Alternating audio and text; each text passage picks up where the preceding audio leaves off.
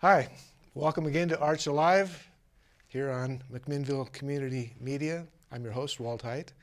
And today we're going to be talking a little bit about the film industry. Specifically, my guest today is Tim Coyle, who's actually a local resident in Yamhill County, but has gone quite a few places being involved in the film industry, both as an actor and as a technician. So, Tim, welcome to Arts Alive. Thanks for having me. You bet. So, you're from McMinnville, is that right? Oh yeah, I'm 34 years old, born and raised, been here my whole life. Only had a couple month periods where I'd go away for schooling, but it's kind of my safe place. I love it. So, as far as the film industry goes, at what age did you decide, hey, this is for me? Well, honestly, as a child with my family, my mother is, she used to be a model and she learned clown, and my father is a country music entertainer, so I kind of had entertainment in the blood, shall we say. And so from a young age, I was doing extras gigs with my family, you know, just the people that walk around in the background of movies and TV shows. My family got to do the Arnold Schwarzenegger movie.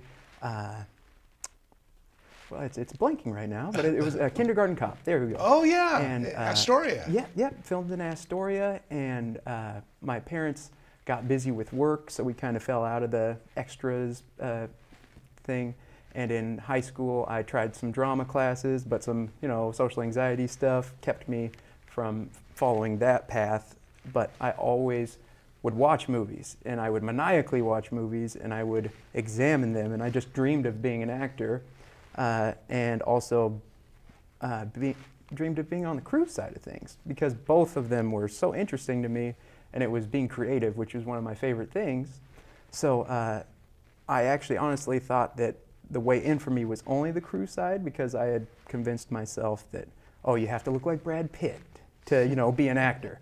And then I had friends and family say, you're kind of a character all by yourself. They need people other than the lead, you know, they'll need a neighbor, they'll need like an odd duck, a character actor.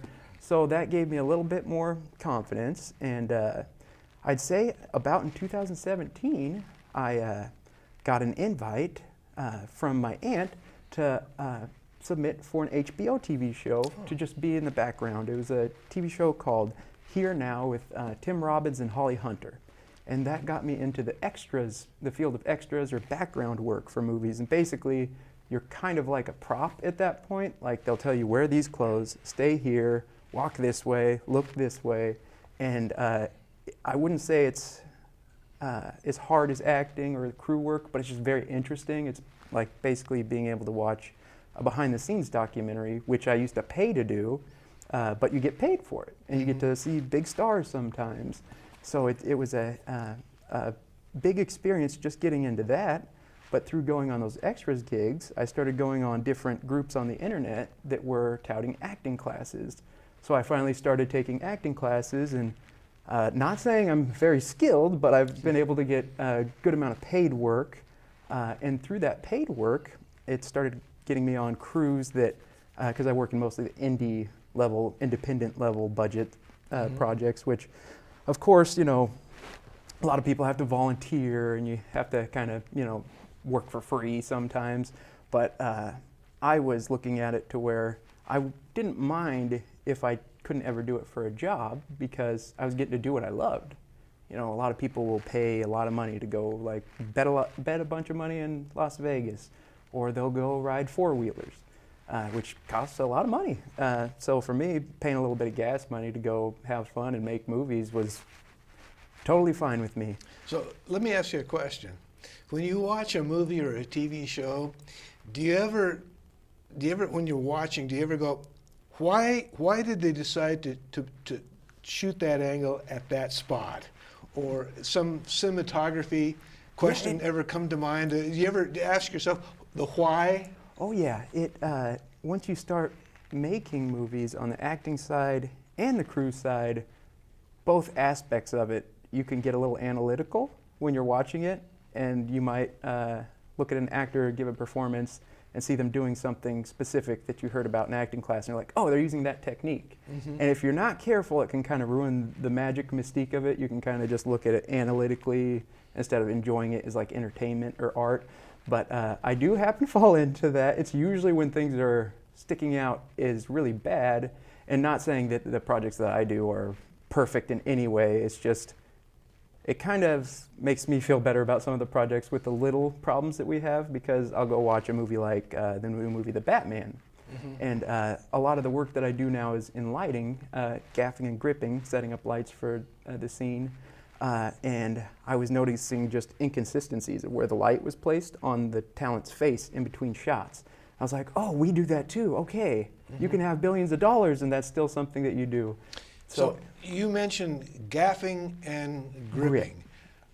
Tell me about what that is and what's involved in it, and the skills you need to acquire to be successful at it. So basically, I started as something called a PA, which is production assistant for short. And in that position, you get to get your hands in everything because you'll help out all the different departments as needed. So I started helping out a lot of the people who would do the gaffing and grip work on set. And those are technically two separate positions on larger sets, to where you would have someone gaffing, which they're mainly dealing with the lights and setting things up, working closely with the DP or cinematographer. And the cinematographer, DP, ideally has a vision of where they would want the lights to be, how bright they want them to be, where you want to put something in front of the light to block it off, to direct attention to certain spots. And then the grip department usually deals with more, back in the older days, they'd have different lighting fixtures that took a lot of power. So a lot of times they'd be running generators and running power lines and helping grip up camera support. Like if they needed to put a camera on a car, they'd help them with that, or helping with dolly moves and things like that. And in the independent indie world, it tends to be where the crews don't really know the difference between the two positions, so you kind of have to do a mix of both. But thankfully nowadays we're in the era of LED lighting, which is a type of light that is common everywhere now, and they use a lot less power than the older film fixtures used to. So the making sure that the circuit will handle the lights and everything is much less important now. I'm a little bit less knowledgeable in that. But the gaffing and grip position, it even depends upon what that position means, depending what set you're on. So different sets, it'll all be slightly different, especially on the indie level. And then even separating out further from that in the professional world, when you go overseas, the different positions do different things depending on, like in England, a gaffer will be doing different responsibilities than a gaffer in America. And it's just little things when you start working with different groups and crews. It's kind of especially in the indie world, a little bit of a blanket term, and usually it's two different positions with two groups of people doing it, and it's it can be very physical because you're moving around very heavy light stands, making sure that they're put on there safely, keeping track of the batteries, making sure that the cables are properly routed to the right place, taping down the cables so no one trips. Let's say you put a light up and it's perfect on the talent that you're filming, the actor, but it's just shining all in the background, and it takes away focus from the character because everything's just super bright. Well, the DP might ask you, like, hey, can you set up a flag? Which is basically just a large fabric piece, usually made out of duvetine, in a frame that you will put in front of a part of the light, offset from the talent, so it will just block the light from the background. Basically, your goal with being a gaffer is trying to shape the light for the DP's vision, because usually they have a little bit better handle on the story. They actually know, oh hey, in this scene, I want the light to be coming from this window. So although we see the window in the shot, maybe the window isn't providing enough light for the shot. So we'll put another light just off screen to make it look like the light's still coming from the window. So it's kind of trying to do a magic trick, and I'd say it's almost like trying to paint with light, because a lot of the lighting techniques that cinematographers try to pull off are based on classic like Renaissance paintings, because they had to create dimension and depth in the image. So let's say you have someone with dark hair on a dark background with all the same lighting, it's going to look very flat, and that looks not very, they call it cinematic, which basically is just like another word for like depth. Everyone has a different word for it, but having a little bit of shadow to play with, making sure there's separation between different talent in the background and frame. And so we're talking to Tim Coyle, a local resident who's involved mostly behind the camera in the film industry. Tim, are there any particular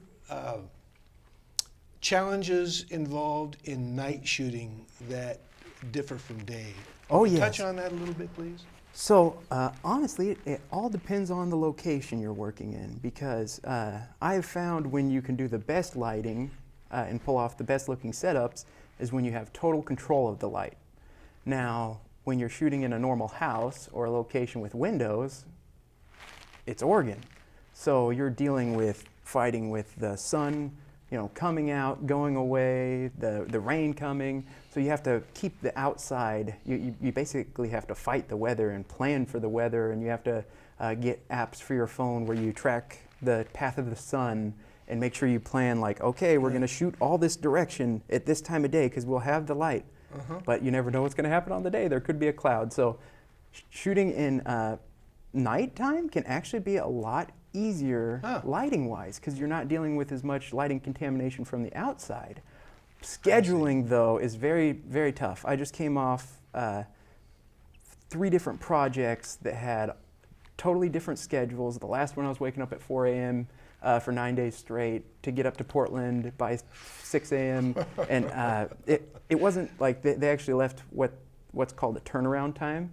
That project actually left a really good one, which is making sure there's a block of time between when you get to go home and when you get there the next day, just to make sure it's safe, people have sleep, so you're not working on no sleep. But sometimes in the indie world, I had a project where you get a 4-hour turnaround time, and I live in McMinnville, and the project was in Beaverton, so I got 2 hours of sleep that night. So the night shoots can be grueling in that way, especially if they're not organized right, because 8-hour shoot can turn into a 14-hour shoot. It really is dependent on location and the people you're working with and their planning abilities, and especially their scheduling.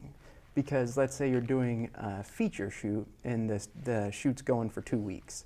A lot of times if they're good at scheduling, they'll kind of morph the schedules that goes along to naturally put people's sleeping schedules in line with when you'll be shooting. And then people are fresher, it's safer for people to get to and from set because they're not working on no sleep, and everyone's happier. But those are few and far between. I'd say in the indie world, it's a lot of times you're fighting against time and money. It certainly sounds like a lot of labor, but by and large a labor of love. Oh yeah, it's a little bit different than most workplaces that I've been to, because at a lot of workplaces you go to, most people might have a common goal, but maybe not too many people are actually passionate about it. It's like the most important thing to them. And especially when you're working with people that are open to other people's ideas, it creates a collaborative, like friend, family feeling that is much different than any other workplace I've ever been to. And you see people, even though they're working off 4 hours of sleep, they're sitting there with a smile, like giggling about doing a little joke or setting up a special effect and basically getting to be kids again and getting paid for it, which is great. Well, Tim, it's been great talking to you. It's fascinating. Your career sounds like a fascinating one that never gets dull. We've been talking to Tim Coyle, again in the film industry, and I want to thank you for joining us today and sharing your experiences. You're welcome. Thanks for having me. You bet. Well, we'll see you next time.